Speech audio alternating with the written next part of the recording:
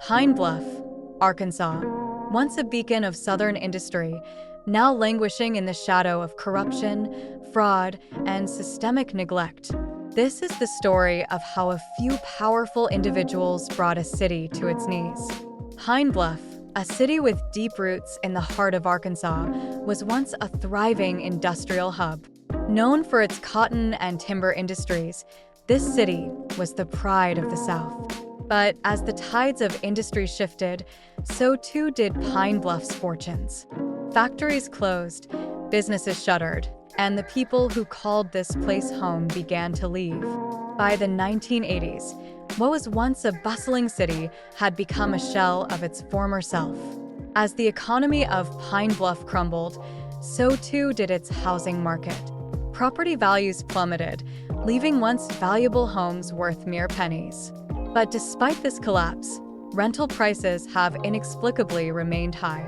For many residents, this has meant living in substandard housing while paying rents that far exceed the value of their homes.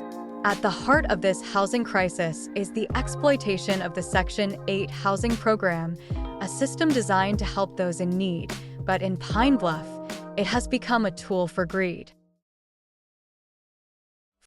Franklin Lloyd Jr. and his father, Franklin Lloyd Sr., are names that echo through the streets of Pine Bluff.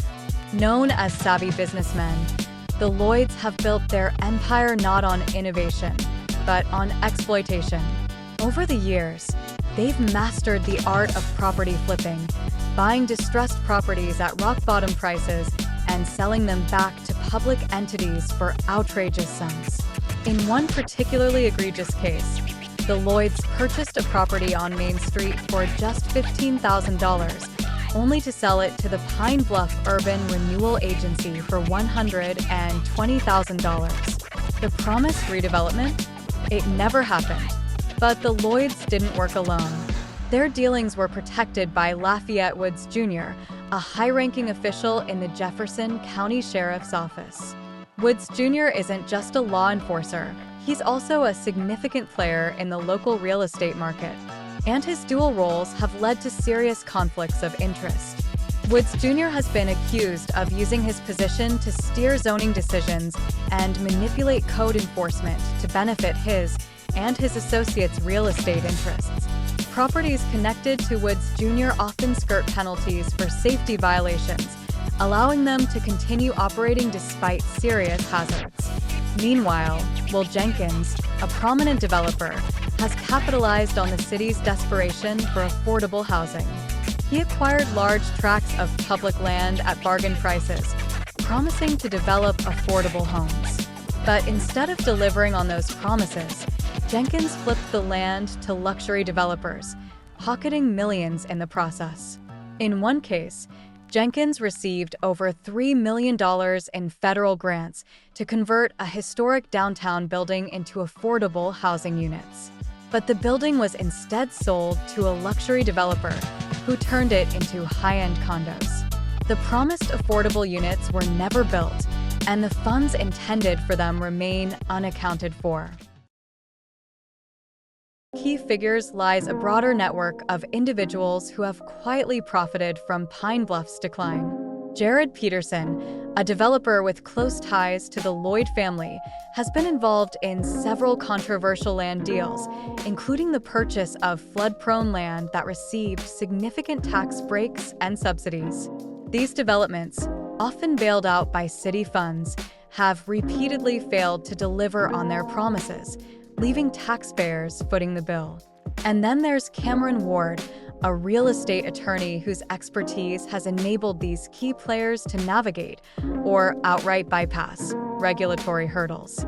Ward's role in manipulating property laws and facilitating these deals has ensured that those behind these schemes remain untouchable, even as their actions devastate the community. The human cost of this corruption is staggering. Thousands of Pine Bluff residents live in substandard housing, exposed to health risks from mold, pests, and unsafe structures. For many, the promises of affordable housing and urban renewal have been broken, leaving them with no option but to endure these conditions. These are not just houses, Their homes and the neglect and exploitation by those in power have left lasting scars on this community. Pattern has emerged in Pine Bluff. Properties tied to the city's power players have a tendency to catch fire, often under suspicious circumstances. These fires, frequently ruled accidental, have led to substantial insurance payouts that far exceeded the property's true values. In one case, a downtown warehouse owned by a shell company linked to Franklin Lloyd Jr. burned down while under investigation for safety violations. The fire was ruled accidental, and the insurance payout was nearly $1 million, more than double the property's assessed value. These fires have cleared the way for profitable resales or redevelopment, further enriching those responsible while leaving the community to deal with the aftermath. But Pine Bluff is not without hope. The corruption that has plagued this city for years is not unassailable. The power to reclaim Pine Bluff lies in the hands of its residents. By demanding transparency, organizing for change, and reporting corruption, the community can begin to hold these individuals accountable. The fight for justice in Pine Bluff is far from over, but it begins with you. If you have information about corrupt activities in Pine Bluff, contact these agencies. Mayor Shirley Washington's office, 870-730-2000. Pine Bluff City Council, 870-730-2081. Pine Bluff Housing Authority, 870-535-0471. Arkansas Department of Human Services, DHS, Pine Bluff Office, 870-534-4200. Jefferson County Sheriff's Office, Lafayette Woods Jr., 870-541-5351. Arkansas Attorney General's Office, 501-682-2007. FBI Little Rock Office, 501-221-9100. Pine Bluff's future hangs in the balance. The actions of a few have brought this city to the brink, but the power to change course lies in the hands of its people. By standing together, demanding justice, and holding those responsible accountable, Pine Bluff can rebuild and reclaim its promise. If you found this information important, share this video, join the conversation, and get involved. The fight for Pine Bluff is just beginning.